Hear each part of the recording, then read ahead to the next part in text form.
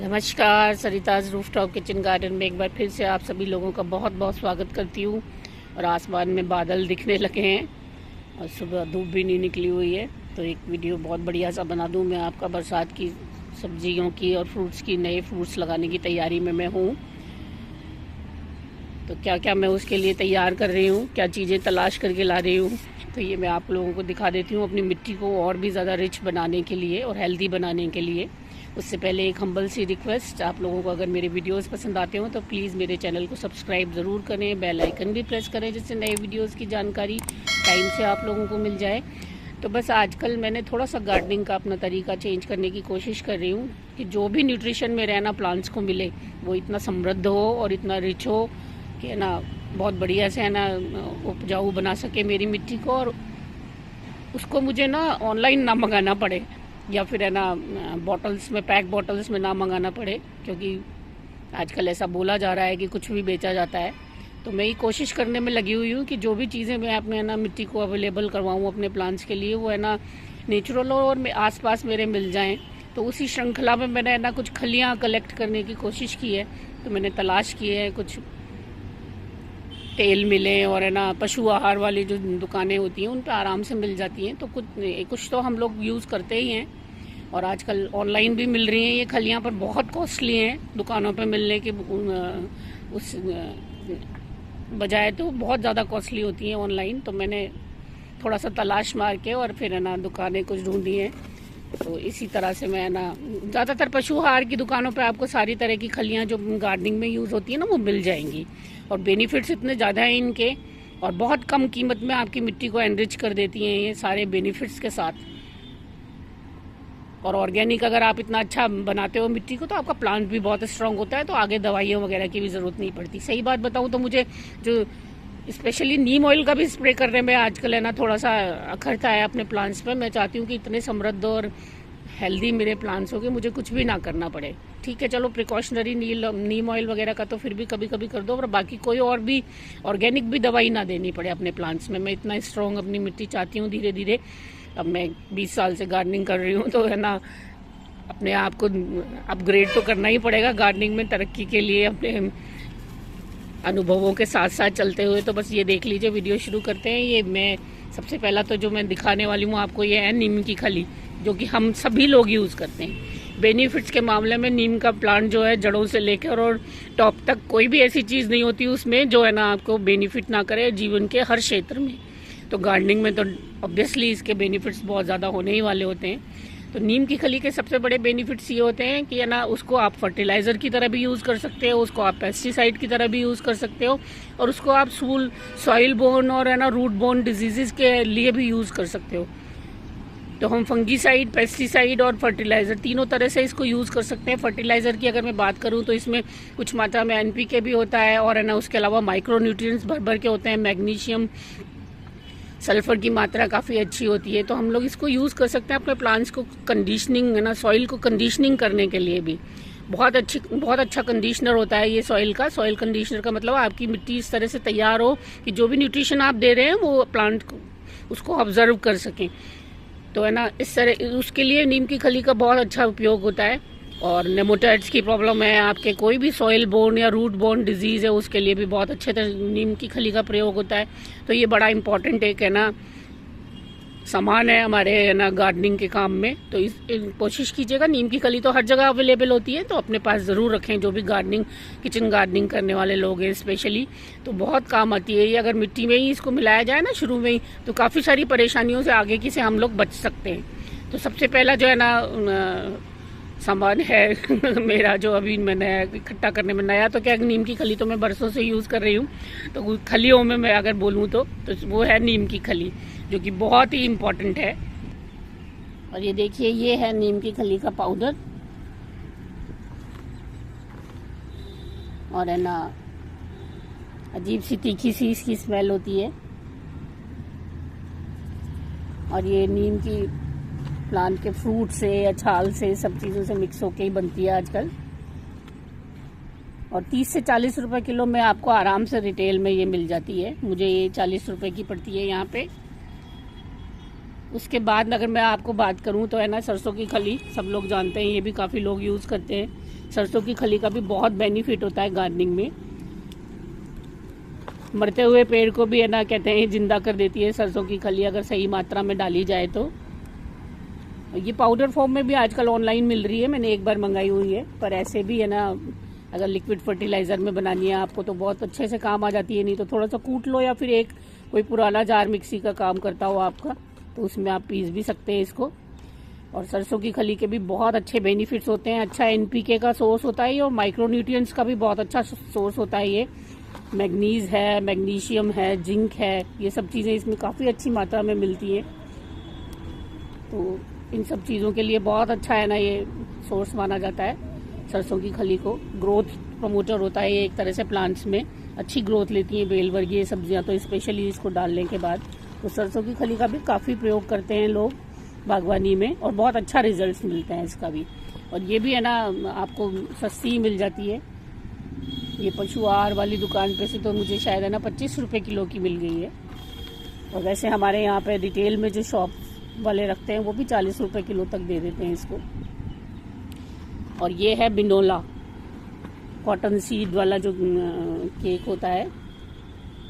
ये सब है ना कोल्ड प्रेस करके जब हम लोग ऑयल वगैरह निकाल लेते हैं, इनका जो बीच बाद में जो वेस्ट मटेरियल बचता है ना, उसको ये खली बोला जाता है, उससे ये खली बनती है। और ये देखिए वेस्ट मटेरियल से ही कितनी बढ़िया है ना चीज़ें मिल जाती हैं गार्डनिंग के लिए। इसको तो पशु आहार में भी काफ़ी यूज़ किया जाता है और बहुत है ना बेनिफिट्स होते हैं इसके भी। बिनोला केक के भी हम लोग है ना प्लांट्स में मिलाते हैं, तो इसके है ना बेनिफिट्स बहुत ज़्यादा इसलिए भी होते हैं क्योंकि है ना ये आपकी मिट्टी को है ना एरिएशन देता है बहुत अच्छा। सॉइल इरोजन से है ना काफ़ी मुक्ति मिल जाती है, इसको है ना हम लोग यूज़ करते हैं तो। और सबसे बड़ी बात है ये कॉटन सीड वाली जो खली होती है, ये आपकी मिट्टी में ह्यूमिड क्रिएट करती है। तो ह्यूमिक एसिड है ना, एसिड का काफ़ी काम चल जाता है इससे, अगर आप इसको ये लेते हैं तो। नहीं तो हम लोग मार्केट से परचेज करते हैं जो ह्यूमिक एसिड, तो इससे बहुत अच्छा काम चल जाता है उसमें। तो बहुत बेनिफिशियरी होती है ये आगे आपकी फसल को बढ़ाने के लिए भी, और है ना अच्छी हेल्दी ग्रोथ देने के लिए भी। तो इसको भी कॉटन सीड वाली खाद को भी बहुत अच्छे से यूज़ किया जाता है। तो ये भी है ना, मुझे ये तो 22 रुपये किलो के हिसाब से ही मुझे मिल गई है, तो काफ़ी चीप पड़ती है और है ना अच्छा काम दे देती है गार्डनिंग में।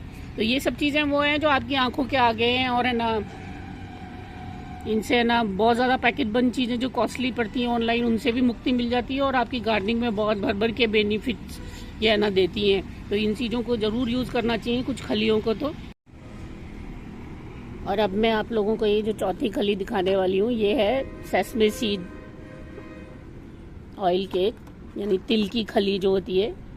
ये भी बाई प्रोडक्ट है, तिल का तेल निकालने के बाद कोल्ड प्रेसिंग से जो बाद में है ना मटेरियल बच जाता है, उसको ये तिल की खली का नाम दिया गया है। और तिल की खली बहुत ही अच्छी होती है मल्चिंग के हिसाब से भी, और है ना निमोटेड्स वगैरह के कंट्रोल में भी काफ़ी काम आती है। और बाकी इसमें भी है ना प्लांट की हेल्थ को बढ़ाने वाले सभी तत्व मौजूद होते हैं, माइक्रो एंड मैक्रो। तो ये सारी खलियाँ हैं जो आपकी है ना सॉइल को कंडीशनिंग भी करती हैं, उसको है ना अच्छा है ना कीट प्रबंधन भी करती हैं, उसमें सॉइल में आपकी में या प्लांट की रूट्स में जो भी है ना लगते हैं बीमारियां, उनसे भी बचाती हैं। और बहुत ही अच्छा है ना रिच आपके है ना सॉइल को टेक्सचर प्रदान करती हैं, जिससे आपकी फाइनली यील्ड में आपकी में बहुत फ़र्क पड़ता ही है, और आपके प्लांट्स जो हैं बहुत हेल्दी बने रहते हैं। मैं हमेशा आप लोगों को बताती हूँ कि अगर आपका प्लांट हेल्दी है तो आगे की प्रोसेसिंग में आपके पास बहुत सारी है ना चीज़ें हैं जो बच जाएंगी आपकी, जो है ना बहुत ध्यान देने में या बाद में परेशान होने में। तो ये बहुत ज़रूरी है कि आप स्ट्रॉन्ग सॉइल के ऊपर ज़्यादा है ना मेहनत करें। और मैं अभी इन खलियों के ऊपर डिपेंड इसलिए भी कर रही हूँ कि इनमें से ज़्यादातर खलियाँ नेमाटोड्स की कंट्रोल में भी और फंगस की कंट्रोल में भी काम करती हैं। तो ये सब चीज़ें मिलाना आपकी मिट्टी में इसलिए भी ज़रूरी हो जाता है कि आपकी मिट्टी प्रॉब्लम फ्री रहे। बहुत सारे टाइम हम लोगों को पता ही नहीं चलता, हमारे खड़े प्लांट मर जाते हैं कि है ना उनमें क्या प्रॉब्लम है। तो फंगस और नेमाटोड्स एक बहुत बड़ी समस्या होती है प्लांट्स के लिए। और इसके अलावा अगर मैं बात करूं तो अभी मैं जो 2 खलियां मेरे को नहीं मिल पाई हैं, वो एक तो मूंगफली की खली, वो भी बहुत अच्छा काम करती है आपके प्लांट्स में, बहुत न्यूट्रिएंट होते हैं उसमें, और काफ़ी सारी है ना सॉइल बोर्न डिजीजेस से है ना वो मुकाबला करने में सहायक होती है। और दूसरी होती है अरंडी का तेल, जो कैस्टर ऑयल की खली होती है ना, वो भी प्लांट्स में बहुत बढ़िया काम करती है आपके प्लांट्स को है ना हेल्दी ग्रोथ देने में। तो ये 6 तरह की खलियाँ अभी मुझे पता है जो है ना काम में ली जाती हैं गार्डनिंग में, और इनको आप ज़रूर प्रयोग करें। और कुछ नहीं है, एक हैंडफुल है ना आपको बस यूज़ करना होता है ज़्यादातर चीज़ों को अपने प्लांट्स में। और अगर बड़े पॉट्स हों तो थोड़ा ज़्यादा कर लीजिए, और नहीं तो छोटे पॉट हों तो उसी हिसाब से एक आध चम्मच की ज़रूरत होती है बल्कि इनकी। और है ना लिक्विड फर्टिलाइज़र भी बनाइए, इनका बहुत अच्छा सा होता है। आप टाइम टू टाइम आपकी मिट्टी को और प्लांट्स को कंडीशनिंग है ना मिलती रहती है अगर आप ये यूज़ करते हैं तो ये 4 तो ये हैं, और 2 मुझे और लेनी है।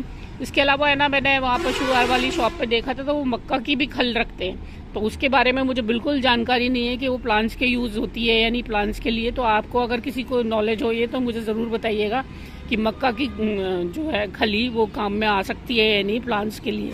तो अभी तो मैं उसको नहीं लाई हूँ, पर अगर मुझे कोई किसी ने बताया कि अच्छे बेनिफिट्स होते हैं उसके, तो मैं वो भी इजीली अवेलेबल होती है, वो भी लेके आ सकती हूँ। तो ये 4 तरह की खली आप लोग भी मिल जाएं तो, नहीं तो 2 तो मिल ही जाती हैं। देखो सरसों की खली और नीम के ऑयल तो हर कोई बहुत अच्छे से यूज़ करता है, और वैसे इनको भी ढूंढना इतना मुश्किल नहीं होता, या तो पशु आहार की दुकान पे मिल जाती हैं, ऑयल मिल्स वगैरह होती हैं उन पर तो हर तरह की खली मिल जाती है और बहुत सस्ते दामों में मिल जाती है। तो ये सारी चीज़ें ऐसी नहीं है कि जो बहुत आसानी से अवेलेबल नहीं हो। अगर हम लोग ये कहते हैं कि हम बड़े शहरों में रहते हैं, शॉप्स ढूंढना मुश्किल होता है, तो मैं तो कहती हूँ बड़े शहरों में तो ज़्यादा आसानी होती है बल्कि शॉप्स ढूंढने में, अगर कोई ढूंढना चाहे तो। नहीं तो ऑनलाइन अवेलेबल है। बस ये है कि ऑनलाइन आप थोड़ा ज़्यादा पैसा देने के लिए तैयार रहिए, नहीं तो ये बहुत सस्ते में मिल जाती हैं और बिल्कुल है ना ओरिजिनल मिल जाती हैं। मिलावट का भी डर नहीं रहता किसी चीज़ में कि इनमें। तो इनको आप बिल्कुल यूज़ करें। मैं अब बरसातों की मिट्टी तैयार करूँगी तो थोड़ा थोड़ा इनको यूज़ करूँगी, नहीं तो फरवरी वाली मिट्टी में जो है ना उसमें आप बहुत अच्छे से इनको यूज़ कर सकते हैं। जब भी गर्मियों की सब्जियों के लिए बनाते हैं ना हम, जो बरसातों की में बनाने वाली मिट्टी में भी आप इसको आराम से यूज़ कर सकते हैं। थोड़ा सा है ना पोषण कंट्रोल करके यूज़ कर लीजिए, क्योंकि फंगस वगैरह की है ना प्रॉब्लम कई बार बारिश बहुत ज़्यादा पड़ती है तो मिट्टी में नॉर्मली हो जाती है। तो ये सारी चीज़ें जैसे पड़ी होती है ना, तो कई बार ऐसा होता है कि इकट्ठी ऐसे चली गई है, तो या तो आप इसको पीस के है ना अच्छे से डाल लो मिट्टी में, तो थोड़ा सा परेशानी हो जाती है। लोग शिकायत करते हैं, हालांकि मुझे तो कभी भी नहीं हुई परेशानी, पर है ना थोड़ा सा मल के डाल लीजिए। तो ये बहुत अच्छे बेनिफिट्स के साथ में ये कुछ चीज़ें लेके आई हूँ जो सस्ती भी हैं और आपकी गार्डनिंग में सारी तरह के है ना फर्टिलाइज़र का काम कर देंगी। फिर अपने को कोई बाहर से है ना लेने की महंगी बॉटल्स और है ना पैकेट्स लेने की ज़रूरत नहीं पड़ेगी। इसके अलावा देखो हमारे यहाँ पे फर्टिलाइज़र तो नहीं कहूँगी मैं इसको, बस मिट्टी को हल्का बनाने के लिए ज़रूरत होती है। राइस हस्क बहुत लोग मिलाते हैं अपने है ना मिट्टी में, जहाँ पे अवेलेबल हो जाता है। हमारे यहाँ पे जयपुर में राइस हस्क अवेलेबल नहीं होता, व्हीट हस्क अवेलेबल हो जाता है। तो इसको भी आप अपनी मिट्टी में मिला सकते हैं। ये देखो आजकल सब लोग कहते हैं कि कोकोपीट को मिलाने से ना नेमेटोड्स की और फंगस की प्रॉब्लम्स बहुत बढ़ने लगी हैं, क्योंकि पानी कुछ ज़्यादा होल्ड करके रख लेती है वो। तो लाइट मिट्टी बनाने के लिए हम लोग इन चीज़ों का बहुत अच्छे से यूज़ कर सकते हैं। तो ये 20 रुपये किलो का है ना व्हीट हस्क मिला है मुझे, कम ज़्यादा तो पता नहीं है, अब रिटेल शॉप पे कई बार थोड़ा सा ज़्यादा भी ले लेते हैं पैसे। और है ना इसको आराम से है ना 1 किलो में बहुत सारा आता है, क्योंकि हल्का होता है ये। तो राइस हस्क जैसे यूज़ करते हैं ना, वैसे ही व्हीट हस्क को भी हम लोग यूज़ कर सकते हैं। तो ये कितना है ना 4 किलो में लेके आई थी, उसके पास इतने ही बड़े पैकेट थे, और है ना कितना सारा है ये, आपकी मिट्टी में खूब लाइट वेट दे देगा ये। तो ऐसी चीज़ें आप ज़्यादा यूज़ करें, ये अपने को है ना लोकली अवेलेबल हो जाती हैं ये सारी चीज़ें, तो आपकी मिट्टी बहुत रिच बनेगी। तो आज का वीडियो मेरा उम्मीद करती हूँ आप लोगों को पसंद आएगा, क्योंकि मिट्टी की है ना महत्वता को आप लोग समझें। किचन गार्डनिंग अगर कर रहे हैं तो उसके ऊपर ये पूरी तरह से बेस था कि उसकी हेल्थ जितना ज़्यादा आप बढ़ाओगे, आपके है ना प्लांट्स की हेल्थ भी उतनी ज़्यादा बढ़ेगी। तो इसी उम्मीद के साथ कि आप लोग भी अपनी मिट्टी की हेल्थ बनाने के लिए कुछ ऑर्गेनिक प्रयास करते रहेंगे। बहुत बहुत धन्यवाद आप सभी लोगों का। नमस्कार।